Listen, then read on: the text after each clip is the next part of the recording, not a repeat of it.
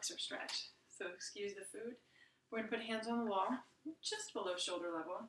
I'm going to take my left toes all the way to the wall, scoot my right foot back, in line with my hips. My feet are in line with my hips as if they're on skis, right? So they're not on a tightrope, in other words. And then I'm going to make sure my right foot, this is what wants to happen for most people, the toes want to turn out because our hips are so tight. So turn that back heel outward, or the back toes inward, so that it almost feels pigeon-toed. The front leg is going to be bent to allow for that opening, and the back leg is straight as comfortable.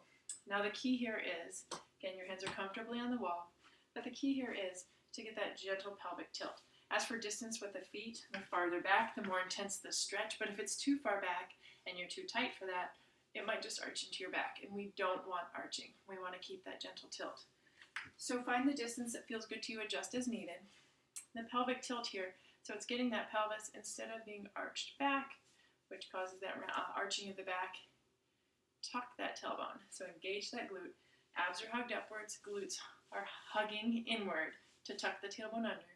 And then from there, you can use that right glute to push. Now, there's a big difference between a soft cheek and an engaged glute. So we really want to squeeze that glute. When you squeeze the glute, boy, do you feel the opening in the front. So you can see how the muscles work in opposition. The glute and the hip flexor are opposing muscles here. So left hand is on the wall. If I want to add more to this stretch, other than just holding that glute squeeze, I'm going to take my right arm up. So note, right leg is back, right arm is up. And I'm not going to lean. I'm going to reach through my right arm up and diagonally to the left. And then I'll really feel that stretch now go deeper, into those deeper hip flexor muscles. So while I'm squeezing the glute, I'm just lengthening my fingertips diagonally to my left. Go up, up, and away to the left. And holding for deep breaths. I like to hold for at least 5 deep breaths. Each exhale, ideally, you're getting deeper into the stretch. If you're feeling the low back, you're probably letting it slip into the arch, or you're too aggressive in your stance. So shorten it up to make it less aggressive.